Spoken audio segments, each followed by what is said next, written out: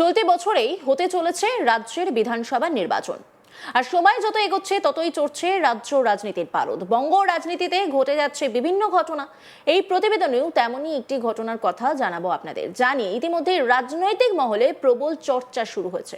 সম্প্রতি তৃণমূল ছেড়ে কংগ্রেসে ফিরেছেন মৌসম বেনজির নূর, সঙ্গে মালদার সংগঠন বাড়ছে AIMIM এর আগে। এবার দক্ষিণ দিনাজপুরে কংগ্রেসে যোগ তৃণমূলের বহিষ্কৃত নেতা শুভাশিস পাল ওরফে সোনা পালের।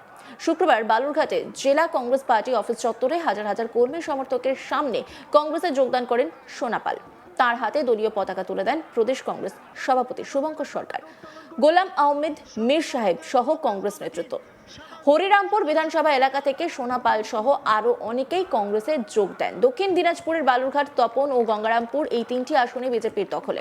অপরদিকে কুমারগঞ্জ, কুশমান্ডি ও হরিরামপুর তৃণমূলের দখলে রয়েছে। এর মধ্যে হরিরামপুরে বিধায়ক বিপ্লব মিত্র রাজ্যের ক্যাবিনেট মন্ত্রী। রাজনৈতিক পর্যবেক্ষকদের অনেকেই মনে করছেন সোনা পালের এই কংগ্রেসে যোগদান হরিরামপুর বিধানসভার বিপ্লব মিত্রের চাপ বাড়াতে পারে। এক্ষেত্রে সোনা পালের এই যোগদানের জেরে ভোট কাটাকাটিতে বিধানসভা নির্বাচনে বিজেপির সুবিধা হতে পারে বলেও মনে করছেন কেউ কেউ। সোনা পাল কি বলছেন শুনব। সকলকে সমস্ত যে সমস্ত কর্মীরা বসে আছে এবং যে সমস্ত কর্মীরা তৃণমূলে চলে গেছে বা বিজেপিতে চলে গেছে, তারা যাতে সমবেতভাবে আবার কংগ্রেসে ফিরে এসে বিগত দিনের মতো কংগ্রেসকে শক্তিশালী করার যাতে চেষ্টা করে। হরিরামপুর থেকে আপনি কতজনকে নিয়ে আজকে যোগদান করেছেন? আজকে গাড়ি তো বেশি পাইনি, 150টা গাড়ি পেয়েছি, 152-53টা গাড়ি, 152-53 গাড়ি লোক আমি নিয়ে এসেছি। আগামী দিনে যদি আপনি হরিরামপুর বিধানসভা থেকে কংগ্রেসের প্রার্থী হন, কতটা চাপ বাড়লো তৃণমূল কংগ্রেস বা বিজেপির? তৃণমূল কংগ্রেস বলে তো কোনো শব্দই নেই। হরিরামপুর বিধানসভা ক্ষেত্রে এইটুকু বলতে পারি, 2 রাউন্ড কি 3 রাউন্ড গণনার পর বিপ্লব মিত্র আর বাজারে থাকবেন।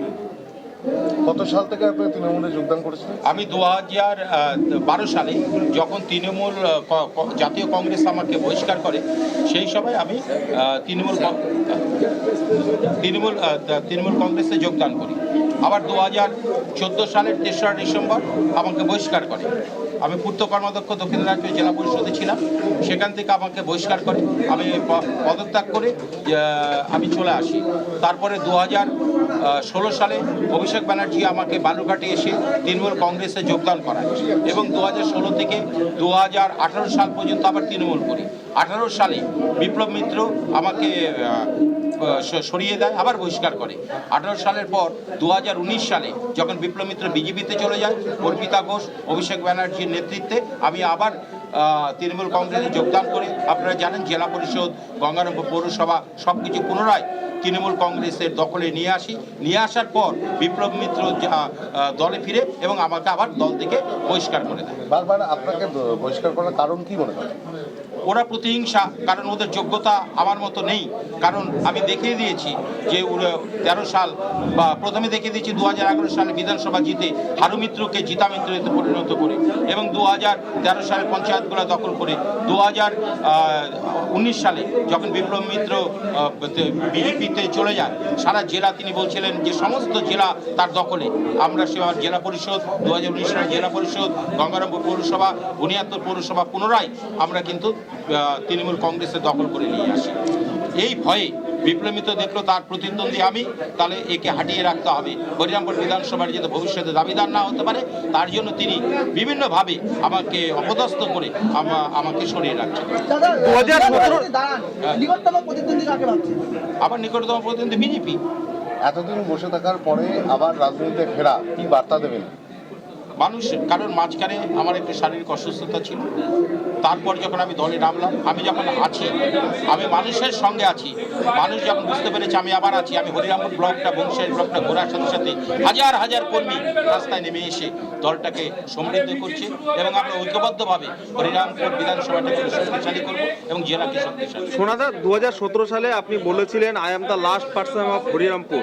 এবারও কি 2026-এর বিধানসভা নির্বাচনের আগে কি বার্তা দেবেন? যদি দল আমাকে টিকিট দেয় এবং নাও দেয়, তাও আমি বলছি যে হরিরামপুর বিধানসভা আমরা জিতবো। তৃণমূল ওখানে কোনো ফ্যাক্টরি নেই। হরিরামপুরে কি লাস্ট কথা সোনাপালই বলবে? সোনাপাল বলবে না, কংগ্রেস দল বলবে। আর এই গোটা বিষয় নিয়ে একটি রিপোর্ট তুলে ধরেছেন আমার কলিগ মৃদুল হোর, দেখব।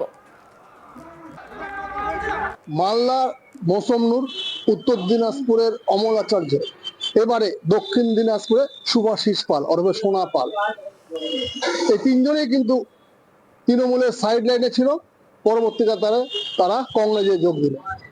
ও আজকে দক্ষিণ দিনাজপুরে সুভাষিস পাল ও সোনা পাল তিনি আজকে বালুরঘাটে এসে তিনি কংগ্রেসে যোগ দিলেন। বিষয়টা এরকম হলো যে দক্ষিণ দিনাজপুরে হরিরামপুর যে বিধানসভা, সেই বিধানসভার দাপুটে নেতা বলে পরিচিত সোনা পাল। তৃণমূলের জন্মলগ্ন থেকেই সোনা পাল তৃণমূল করে এসেছেন এবং একের পর এক নির্বাচন তিনি জয়ী করে তুলে দিয়েছেন পার্টির হাতে।